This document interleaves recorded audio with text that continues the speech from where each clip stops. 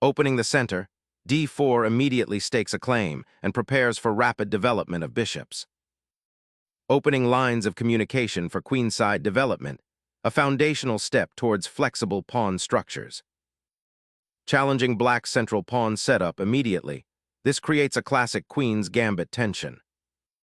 Forcing a piece exchange on a central square, this maneuver aims to disrupt white's pawn structure and gain active piece play early.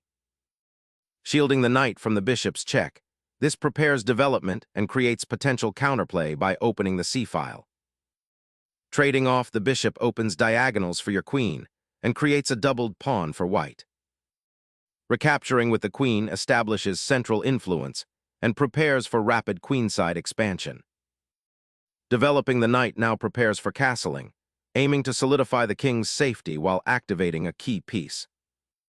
Developing the knight to a central outpost now, it prepares to support a pawn push and contest crucial squares. Solidifying the center, d6 creates a robust pawn chain and prepares for potential central expansion while anchoring black's pieces. Asserting central dominion, this pawn push dramatically inflames the board's core. Shielding the king with queen now allows for easier development of kingside pawns and pieces into the center. Developing the knight to guard the e4 pawn and prepare kingside castling creates harmonious piece coordination for white. Seizing the center with this pawn thrust immediately creates a dynamic pawn structure, inviting complex central exchanges and opening up diagonals. Fortifying the kingside pawn structure to support an eventual e5 push, though it might slightly restrict the kingside bishop's development.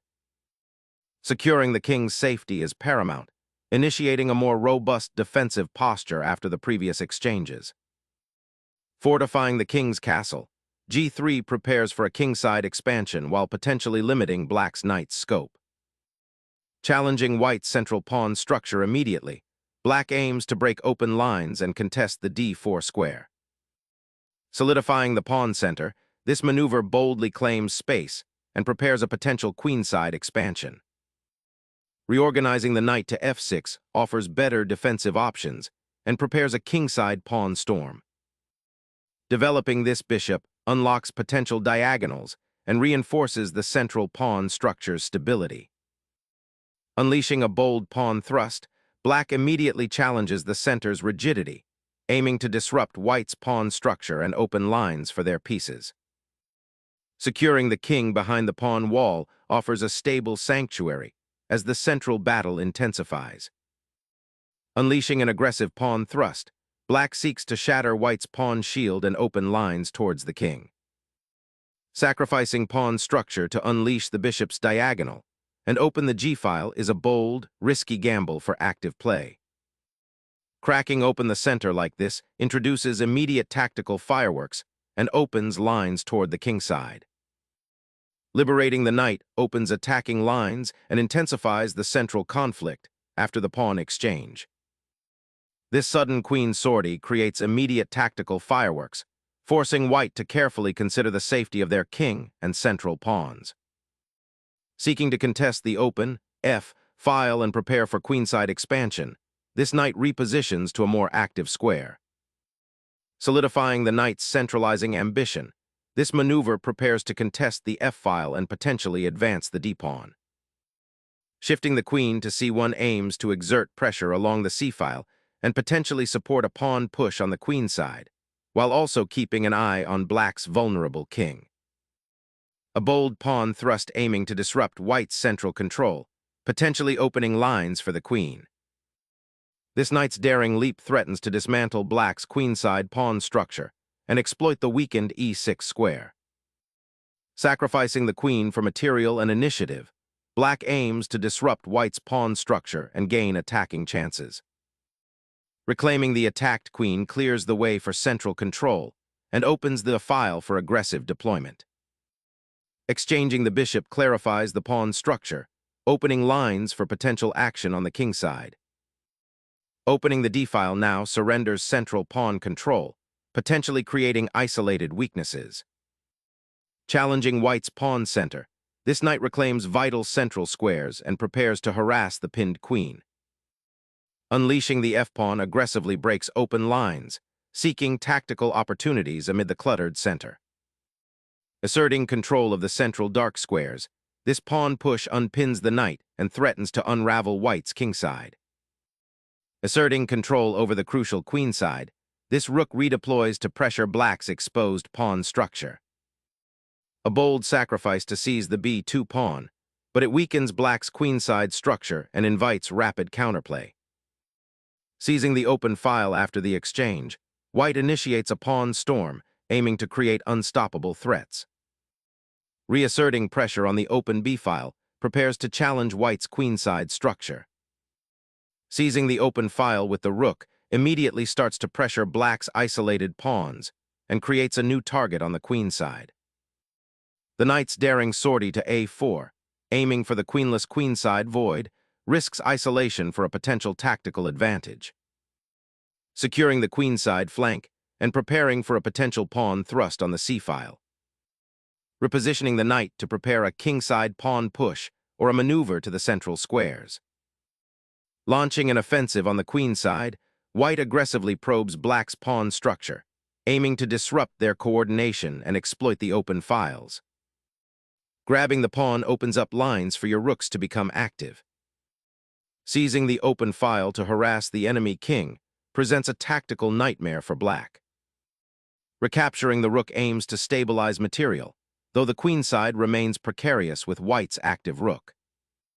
This rook recapture establishes overwhelming control of the 7th rank, promising a decisive invasion. Reclaiming the open file provides a much-needed active rook, aiming to contest the queenside pressure. Asserting central control, white reclaims the initiative and prepares to consolidate their rook on a vital open file. Bringing the knight to the center establishes a powerful outpost, threatening to infiltrate white's weakened pawn structure. Asserting flank presence, this pawn push probes for weaknesses on the queenside and aims to restrict black's active pieces. Unleashing the king from its pawn shelter, aiming to contest the central files and potentially activate the rook. Opening the kingside minor piece's path to influence the center, while defending the light squares looks promising. Reasserting central control is the immediate priority after that trade, aiming to block white's bishop. Unleashing a pawn storm aims to shatter black's defensive structure, but leaves white's king alarmingly exposed. Reactivating the rook into the central battlefield, aiming to challenge white's recent pawn thrust and establish active counterplay. Unleashing the rook onto the 8th rank, a bold gambit to disrupt black's consolidation and threaten their crucial pieces. Unleashing the rook's power demands sacrifice, now a desperate bid to break white's kingside stranglehold. Boldly confronting the passed pawn, white initiates a complex endgame with aggressive intentions.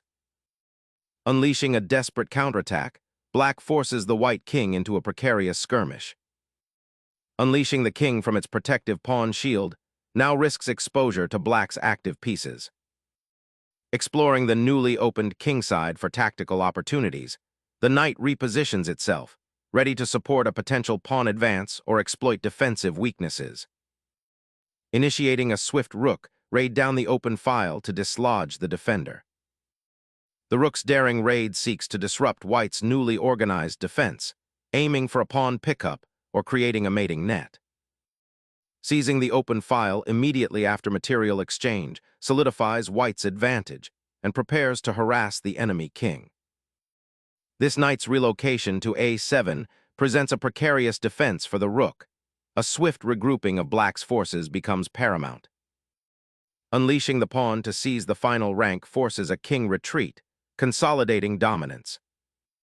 The king exposed is now a primary target as the knight retreats, offering no protection. Unblocking the bishop immediately prepares to seize the open c-file, targeting your exposed monarch. Asserting the knight on g7 aims to block the menacing white king's advance, shoring up the defensive structure. Securing the king's safety by bringing it to the center of the board becomes paramount in this simplified material situation. The knight vacates its post, potentially opening a path for the king's retreat or preparing a dynamic pawn push from the g-file.